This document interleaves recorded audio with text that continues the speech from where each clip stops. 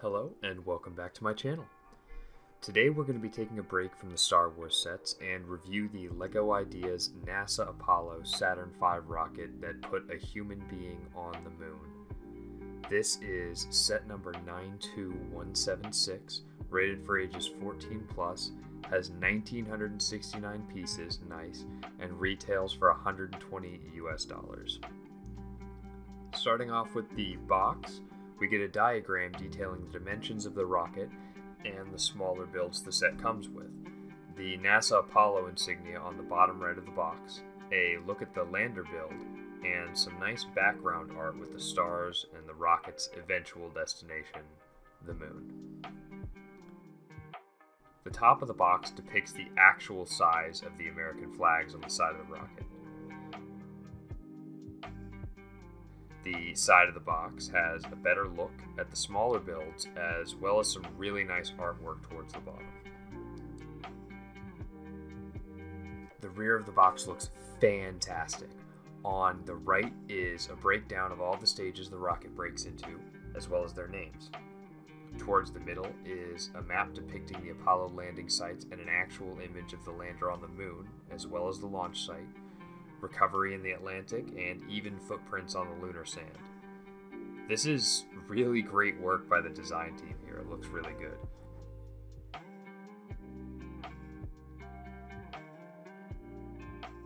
In the edit, I came across one of the reasons I love this hobby so much. I'm here filming this time-lapse build, and I'm having a rough day after work, but as I break into the box of a set that I'm really excited to build, my whole mood just flips. The bags come out of the box, the smile comes out. I'm so excited, I just can't contain myself. Just look at these instructions. I mean, talk about going above and beyond. I'm excited.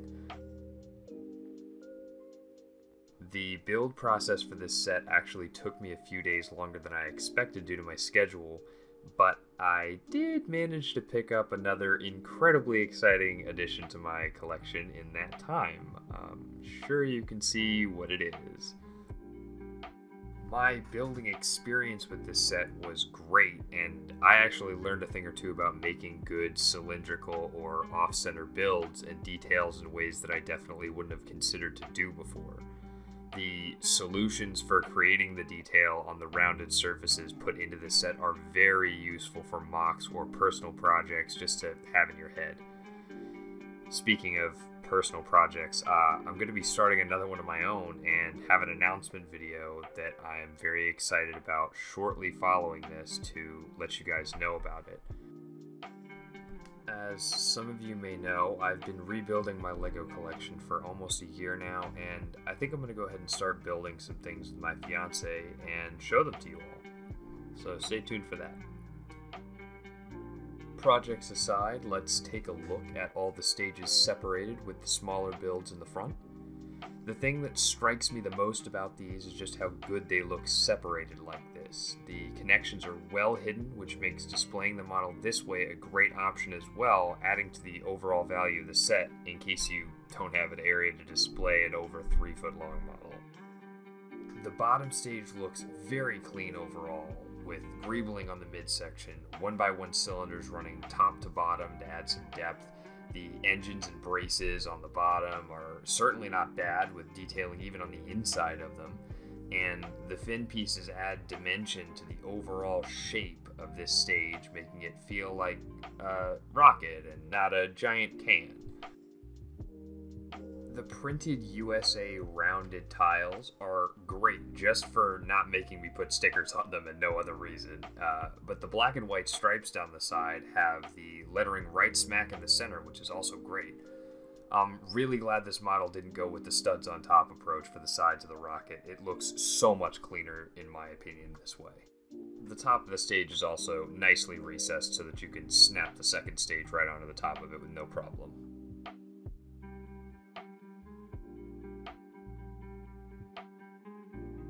The second stage is very similar to the first, but is significantly smaller. The engines are a bit less detailed, but the smaller size kind of makes that more necessary. More printed tiles on the side are again awesome for not making me put stickers on them, and the 1x2 grate pieces add a lot of depth and break up the sort of smooth appearance to the outside, giving it a little more texture.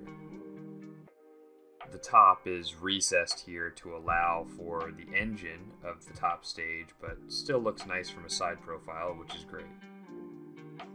The top stage has a couple of cool features with this nice looking single engine at the bottom. Looks a bit weird as the white cylindrical part of the stage just kind of cuts off, but I think it's alright.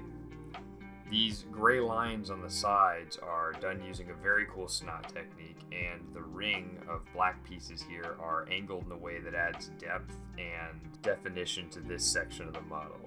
The top of the stage has these attitude control thrusters to help maneuver the ship in 0G just below the Apollo abort tower. The midsection comes apart to allow for the lunar lander to actually go inside the rocket accurately, which is an awesome little play/storage feature for the set to have. Definitely way cool. You just fold the little tiny legs down, pop it back on, and you're good to go. Up close with the smaller builds, the crew compartment sitting in the ocean is a printed piece that could be very cool in mocks for a variety of applications, but it's a nice little display piece to add to the set here.